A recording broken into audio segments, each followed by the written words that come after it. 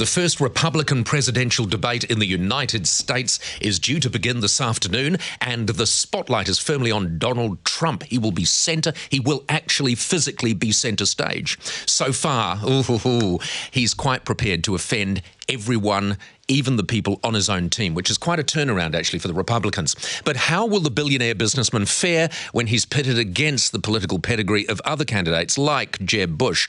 How will Jeb Bush fare? Otago University international relations expert Robert Patman joins me now. Robert, morning to you. How excited are you by this? Good morning, Paul. Hi, I think Donald Trump is a hugely entertaining character, and the interesting thing is, Paul, that he's made tremendous headway, not in terms of substance, but in terms of leadership style. He's asserted himself as a straight-talking person who has won a lot of support in the United States because he appears to be running against Washington. Yeah. This is a sort of person who says he's not going to be tainted by the sort of compromises that politicians are always associated with. Well, so he is a huge threat for the establishment and a huge threat to the Republicans themselves, isn't he? He is potentially, but your opening remarks, I think, captured it. So far, he's been able to play to all his strength. He's a celebrity. He's well known in the United States. He's a billionaire. He's not short of money to support his claims. But now he does face situations which increasingly his stance people will be saying, well, yes, this is good image, but where are the policies to back up your leadership? And that is the question mark. That is the questionable part of his campaign so far. Well, we should get some answers in the near future. Don't be too unfair on him, Robert, because he has the overriding policy of wanting America to be great again. Yes, indeed. Isn't that a great slogan? Making America great again. And there are overtones of Ronald Reagan here. In the sense that he's not striking out any elaborate policies. I mean, I was taken by the fact that he said he had a foolproof for rapidly eliminating Islamic State. And when questioned about it, he said he couldn't reveal the details because he didn't want to let the enemy know. So, you know, in a sense, he is striking this leadership posture of saying to the American people, trust me, I'm a tough guy. I don't play by the same rules as these other compromisers, and he'll get on with the job. But, you know, that phrase alone, and it really showed him up when he said that, but it only showed him up to intellectuals, to the vast number of people who will make decisions at the end of the day in the United States. They probably think, yeah, God, we would not want IS to find out what the secret plan is. Yes, indeed, but I think it does expose. I mean, this is not the single case.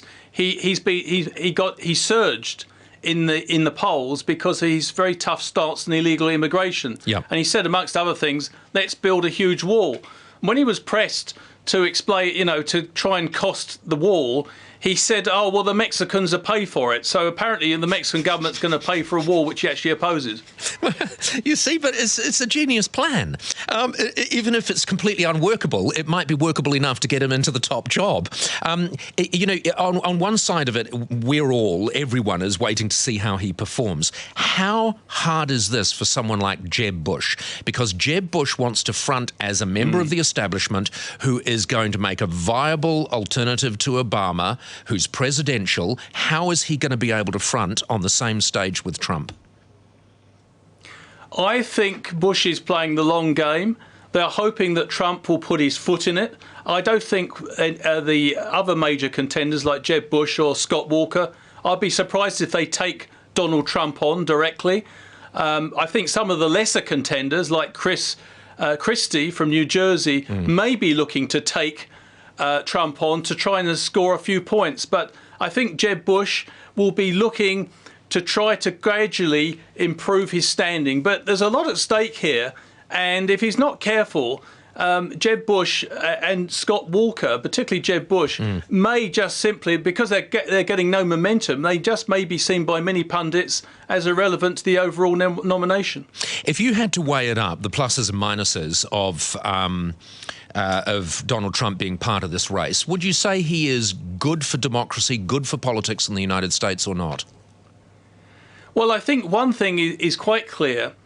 He's bringing fresh ideas and excitement to what many people saw as a boring contest within the Republican Party. So from and the that other point thing of is view, he's good.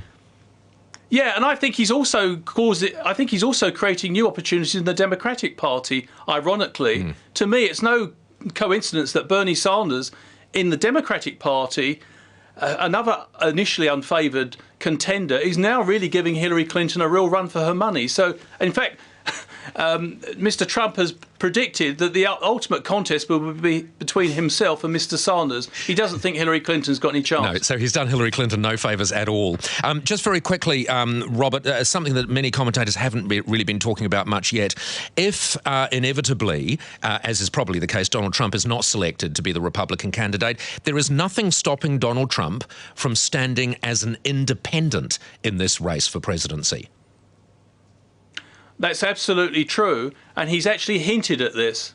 In a sense, he's in a win-win situation, because even if he doesn't get the nomination for the Republican Party, he can spoil the prospects of other would-be contenders in the Republican Party, and he has the financial means. This is a multi-billionaire. He can run his own independent campaign. Fantastic. So having roughed up the Republican Party, he can then desert it and then run against the Democrats. Yeah, with the perfect line. Robert, thank you so much for joining us. We'll talk about this again. And obviously we're talking about a debate which is going to happen in a few hours' time. Robert Patman, University of Otago International Relations expert. Thank you for your time. And just imagine, he's not selected by the Republicans. He has the perfect opportunity to say to America, you see, I was just too anti-establishment for these guys. That's why you should vote for me as an independent. Fantastic strategy.